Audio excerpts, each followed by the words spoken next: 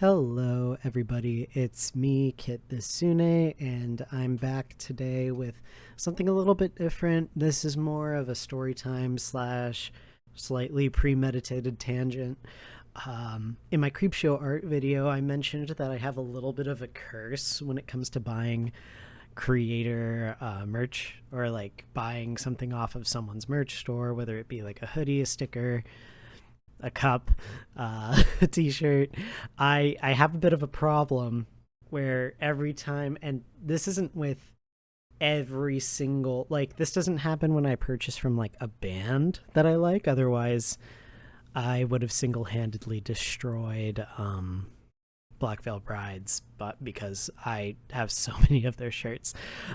This just happens with like YouTube creators. Like it's exclusively YouTube creators, and I don't know if it's just I tend to be drawn towards the wrong people or if it's just a coincidence, but it's happened 4 different times now, including the Creepshow art situation, which I talked about a few weeks ago. I will leave the link below. Feel free to check it out if you're not already aware of that situation.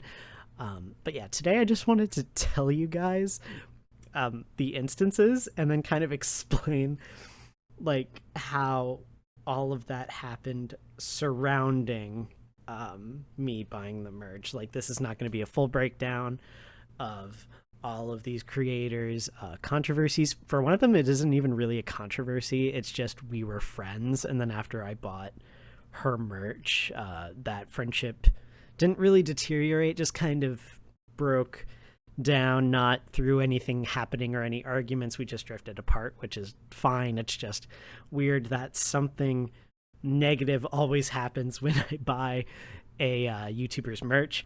So I want to do this chronologically because that's like the only way I can think of formatting something like this. When I was when I was 15, so coming up on my 16th birthday, I was really into Yandere Simulator, which is super cringy and probably lets you know a lot more about teenage me than I would ever fully divulge on this channel. I had been a fan of the development of Yandere Simulator for a while. And if you don't know what Yandere Simulator is, a yandere is a Japanese trope within anime and manga, where basically it's either a man or a woman that is so obsessed with their love interest that they express their affection very violently towards any perceived romantic rivals. The most popular version of a yandere being Yunogasai from Yume Nikki, which is also just a good anime. Highly recommend checking it out. But the thing with yanderes is that their character design is generally very cutesy, very appealing, and then it is contrast by these acts of violence and obsession that creates a very compelling sort of character. And in Yandere Simulator, you play as a yandere named Ayono Aishi, who, over the course of 10 weeks, you eliminate 10 different rivals that are competing for your love interest's affection, which I thought was pretty interesting. I still think it's pretty interesting. I'll definitely do another video where I just talk at length about Yandere Simulator and about the developer. But basically, it's a game that has been in development since I was in middle school, so since 2014, and I am now in college. So it's been a while, and the first rival was added to the game last year. So progress is going well. That game's coming out. It's in the pipes, greenlit, you know? No, it's not. But in 2016, in 2015, for my 16th birthday, I was like, oh, Yandere Simulator, the developer being Yandere Dev. Yandere Dev is having a merch sale, and one of the things in the merch store was this limited edition black t-shirt. And back then and now I still wear basically all black when I'm not at work, but It was a black T-shirt and it had gold hollow foil on it that said Yandere Simulator. It was just the logo of the game at the time. And I went to my mom and I was like, "Hey, mom, can I get this shirt, please, for my birthday? Pretty please." Because growing up, my parents didn't really buy me stuff online. But I was like, "Pretty please for my birthday." And she said, "Yeah, sure." And so I got it. And I I don't know why I did this. I was like, "Oh, I'm not going to wear it until the game comes out." Like, and that because I had this idea when I was like 16 that I was gonna like be a let's player on YouTube, and I was like, "Oh, I'm gonna save the shirt for when the game comes out and I'm gonna wear it." And it's still in the back of my closet somewhere, so if the game does come out and you guys want to see it, I will play Yandere Simulator in a shirt that is now definitely like 3 sizes too small. And this was, of course, before I started my transition, so I'm pretty sure it's like a woman's cut. So that'll be fun. But yeah, if you guys want to see that, if the game ever comes out, I'll do it. But yeah, so basically, after I bought the shirt, I was talking to a friend of mine who was aware of the controversy surrounding Yandere Dev, and he was like, "Hey, I know you really like Yandere Sim, but I'm just going to tell you to look up Yandere Dev when you get home," because we were hanging out. And he was like, "I'm not going to like tell you what to think, but just go home, do some research, and draw your own conclusions off of that research." So I was like, "Oh, okay, whatever." Because I had been seeing videos about basically critiquing Yandere Dev, but I never watched them. I just saw them in my recommended feed. And I was just kind of like, I don't really care about the drama. I just want the game to come out, because I was like 16 and didn't care about things. I was much less conscious of like the world and how things work together. I didn't really have an opinion on separating the art from the artist, because I hadn't really been confronted by something like that before.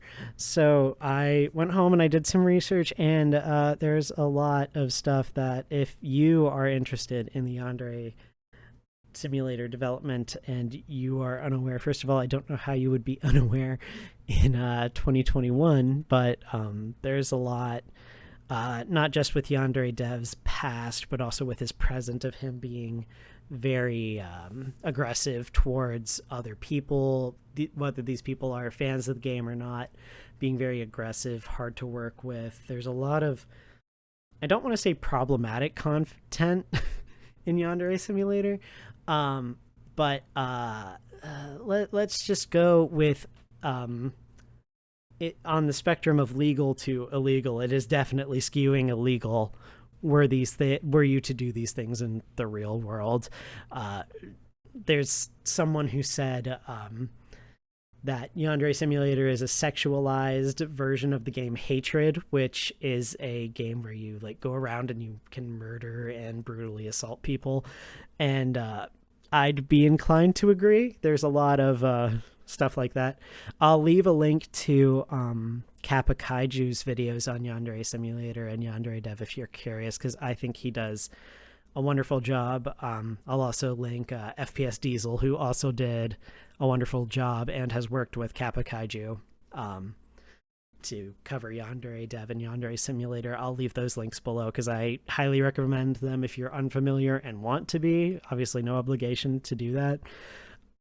But yeah, so that's the first the first thing. And like I learned all of that stuff like right after I got the shirt. So I was like, "Oh, great. I bought this thing that now I'm not entirely sure how I feel." And my current stance is just, I'm just watching the development at this point. I really don't know what I'm going to do if the game ever finishes development. It's just a thing that I'm just kind of interested in, and I just like watching. I don't know yet if it's like watching the Hindenburg go down. I'll let you guys know when we reach the conclusion of whatever this is, but I'm just watching in fascination at this point, because I have a lot of friends who are game designers and want to work in game development, so this is all just fascinating to me. The second one is I'm I am a fan of Jenna Moresi. I don't know if you know who she is. I think she's the biggest writing YouTuber, like focused on writing and publishing books. She is very well articulated. Her books are phenomenal. I highly recommend reading her current series, The Savior's Champion. I love them, and I've had the opportunity to be in a few Discord servers with her, and she is lovely. She is so kind and super sweet, and I really did appreciate the friendship I had with her. The thing with online relationships is sometimes they just kind of fall apart for no reason. Like nothing, there's no real slight against anyone, but we used to be friends and now we just don't talk anymore, which is fine. I see, like I do still follow her on Twitter and stuff, and like stuff with her books seems to be going well. She's on the third. She's currently writing, I think, the third book of the Savior's Champion series, which is super incredible. That series is phenomenal. Highly recommend it. But yeah, the friendship kind of fell apart after I bought 2 stickers and a mug from her shop, and I'll be putting pictures of like what each of the things I bought looks like. I don't know if I'll be putting up the pictures of like my specific items. I'll just put pictures of what those things look like. But yeah, I have the 2 stickers on my computer because I love them so much, and I'm a university student and people see them, and I always get reactions. A lot of my professors like them, a lot of my classmates like them, and of course I'll tell them where to get it if they want one. I genuinely think that for me, buying merch is equivalent to the law of making a sweater for your partner, which is, if you don't know, if you decide to make a sweater for a significant other, they'll always break up with you before you finish the sweater. But yeah, so that's just that was my second experience. Like I said, nothing wrong with Jenna Moresi. I don't think she's ever been in a controversy. She is fantastic, and I highly recommend watching her if you are currently not and you're interested in publishing and writing, or if you're just interested in fantasy novels, because that's what she writes. Highly recommend checking her out. It's just kind of sad that that friendship kind of stopped existing, you know. The third one, oh, this is so embarrassing. This is so embarrassing, but yeah, I was a fan of James Charles, which, my God, that has aged so poorly. Yeah, I'll admit it. I was a fan of James Charles. I used to be really into makeup. I used to work at a makeup store. And I was really into makeup. I was really into makeup YouTubers. This was, of course, before all the super big controversies, like during Dramageddon. I used to like Manny MUA, Jeffree Star, James Charles, Thomas. What was his name? I don't remember his name, but I'll put. I think he's a Twitch streamer now. I can't remember. It's Thomas something, but he and James Charles used to be friends, so I watched both of them. And I used to be a huge fan of James Charles. I had a massive crush on him because I don't know why. Yeah, so I had this crush on James Charles, and I watched his content, and he was coming out with this was after he had that release of like the Pride version of his sister's hoodie, where it was black with like rainbow lettering, and I thought that was super cool. But he was like coming out with a pastel, I think it was like a summer collection or something, and it was all pastel. I think there was like an orange, a teal, a purple, and I think there was a pink. I don't remember the last color, but it was like this summery pastel collection, and I like pastel colors. So I was like, oh, I like James Charles, I like pastels, I am going to buy one of these hoodies. And this was my freshman year of college, and I'm talking to my friends, and I'm like, yeah, I'm gonna buy. I was gonna buy 2. I was gonna buy the lavender and the teal, and they were like, don't buy 2 hoodies. They're each $50. We're in college. What the heck are you thinking? And so they eventually talked me down, and this was super smart of them. They talked me down to just buying one hoodie, and I ended up buying the lavender, or like the lilac, like the purple color. And the next day, literally the next day, after like I got the email confirming my order and all of that, the next day Tati released the Bye Sisters video, which was so obviously explosive. It shook the beauty community, but it's just funny because that's obviously super comedic in terms of like the progression of my life, but obviously that was devastating to her relationship with James Charles, and James Charles had all those accusations thrown at him that ended up being somewhat true, which you know, but I remember I was like, oh great, of course this happens like right after I spent $50 on a hoodie. And I genuinely think these days hoodies are way too expensive. Like whoever decided to start charging $50 to $60 for a hoodie is honestly insane. Like, what is wrong with you? But yeah, so that happened the day after I ordered the hoodie. And then of course my friends and I, we have nothing better to do because this is like after midterms. We're all watching, like every day we'd come back from class and we'd like check all the different drama YouTubers to see if they had updated. And then of course we'd watch the videos together. And then I went home for the weekend. I think there was like a holiday or something. I went home and my friend sent me a link and was like, oh my god, the James Charles situation got worse. And I was like, how can it get worse? So that's when all of the allegations of James Charles using his power over other men to go on dates and do other things with them, those allegations came out.